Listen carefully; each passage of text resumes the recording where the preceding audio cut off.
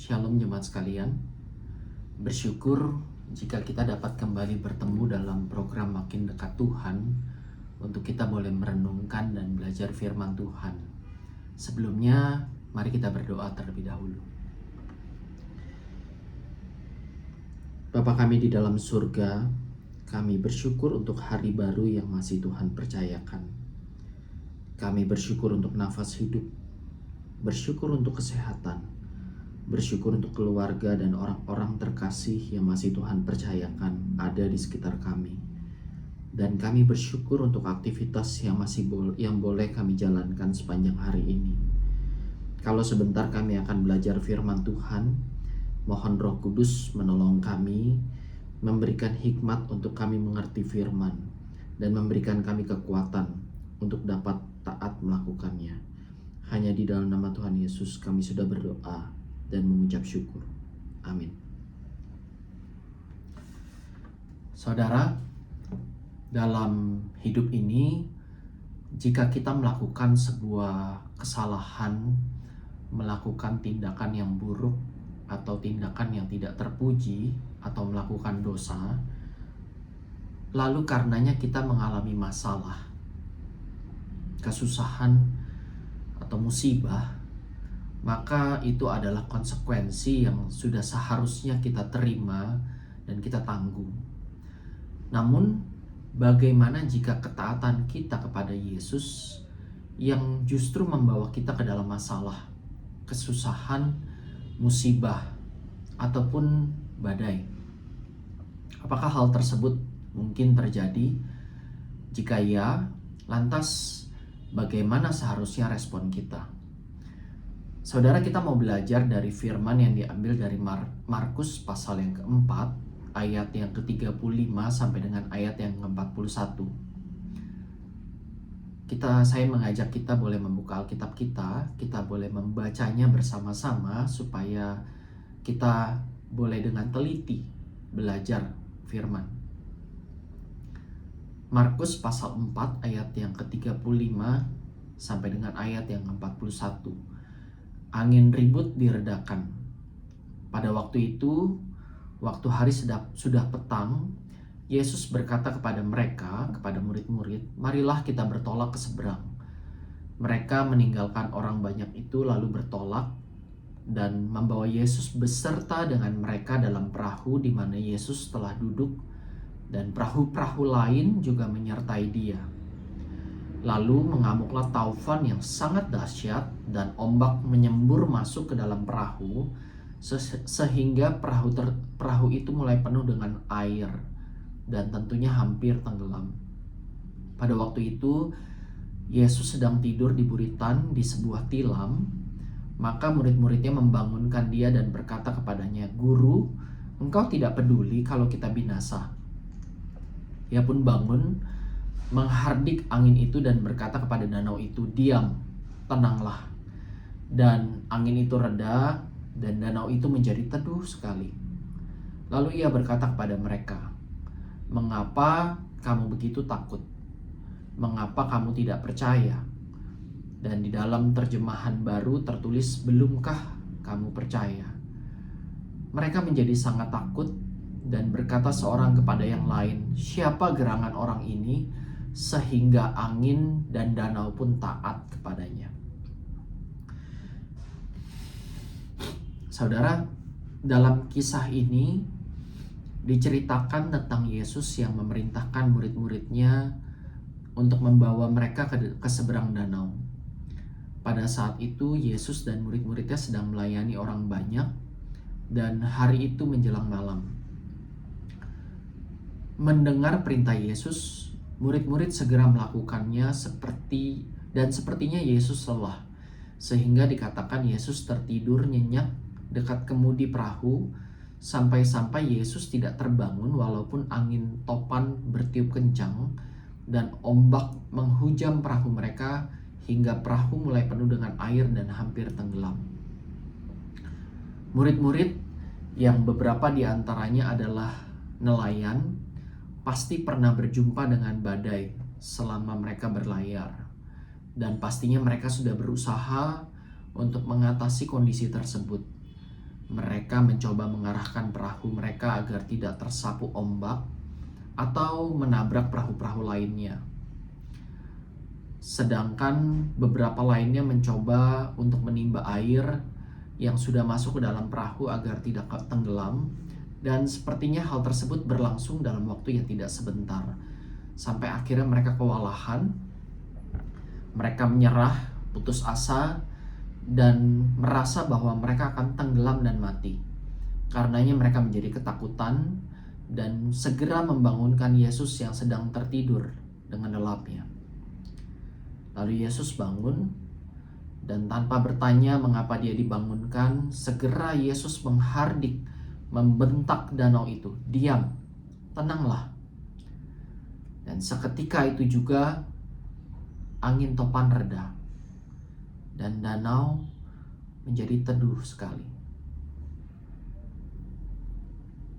Setelah itu Yesus menoleh kepada para murid dan berkata kepada mereka, "Mengapa mereka begitu ketakutan?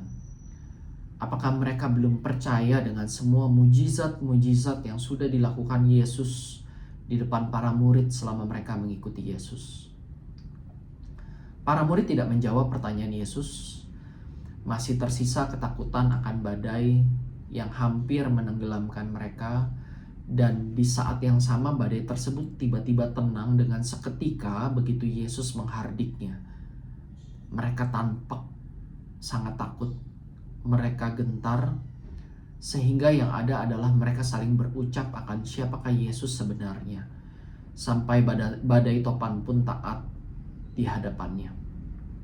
Saudara, kita mau belajar 3 hal lewat kisah ini. Yang pertama adalah berjalan bersama Tuhan, taat melakukan perintah Tuhan, tidak menjamin perjalanan hidup kita menjadi baik dan lancar. Saudara yang dikasihi Tuhan, satu-satunya alasan murid-murid mengalami badai dahsyat di danau itu adalah karena ketaatan mereka melakukan perintah Yesus. Pertanyaannya adalah, apakah ketika Yesus memerintahkan murid-murid untuk bertolak ke seberang, Yesus tidak tahu akan terjadi badai? Yesus tentu tahu apa yang akan terjadi. Karena segala sesuatu terjadi tidak terlepas dari kedaulatan dan rancangan Tuhan.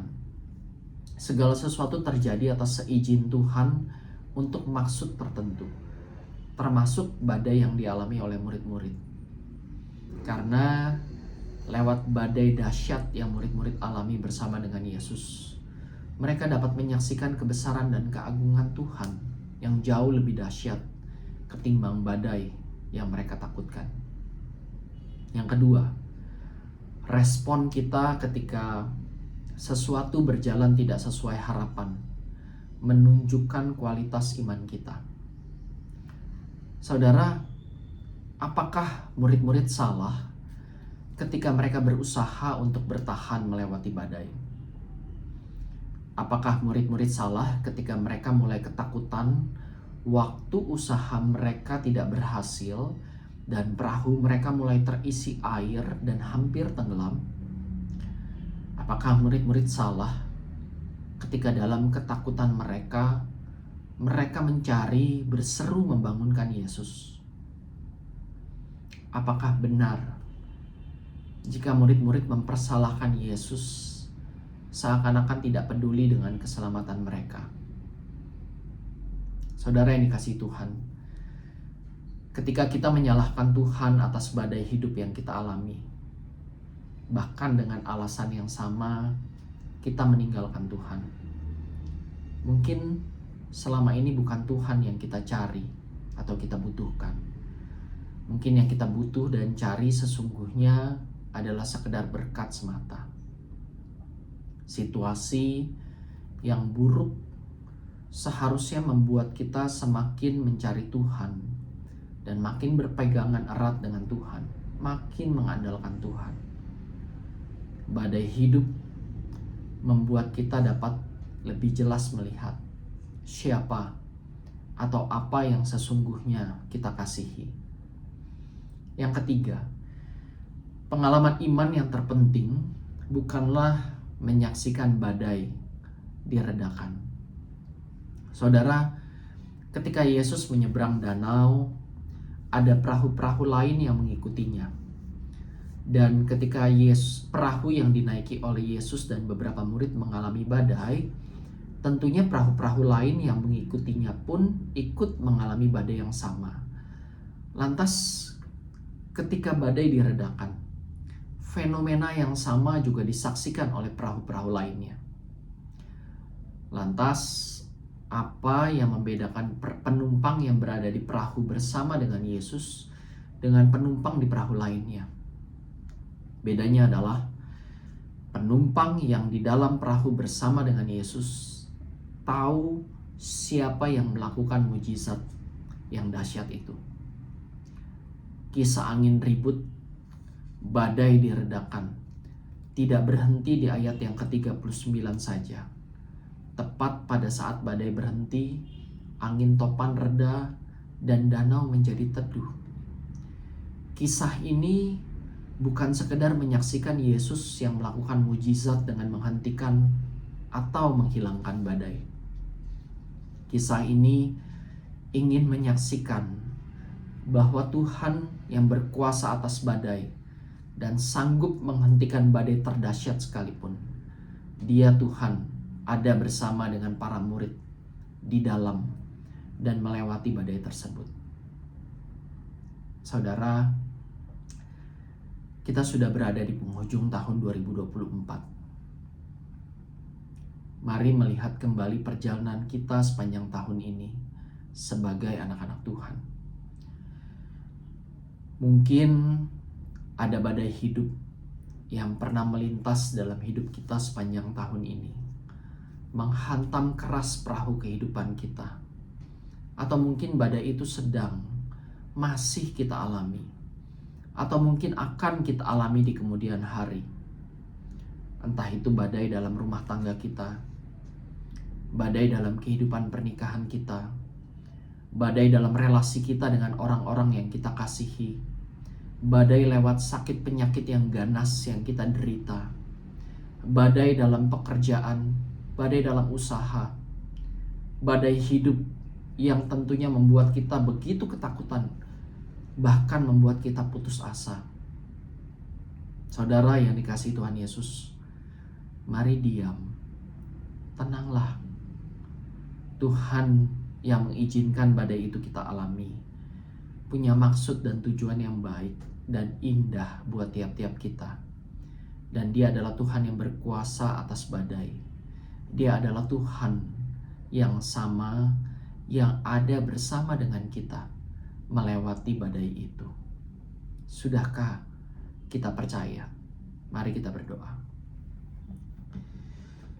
Bapa kami di dalam sorga, kami bersyukur kami punya Tuhan yang Maha Tahu, Tuhan yang Maha Kuasa, Maha Baik, Tuhan yang Maha Setia.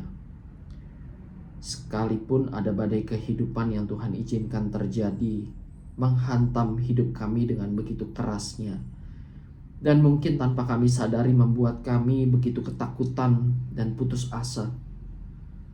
Ajarkan kami Tuhan, untuk kami berdiam dan tenang, karena kami tahu dan percaya Tuhan yang berjalan bersama dengan kami adalah Tuhan yang berkuasa atas badai, Tuhan yang empunya hidup kami. Dan kiranya lewat badai-badai kehidupan yang Tuhan izinkan kami alami, membuat kami melihat dengan lebih jelas kehadiran dan keagungan Tuhan. Terima kasih Tuhan. Hanya di dalam nama Tuhan Yesus kami sudah berdoa dan sungguh mengucap syukur. Amin.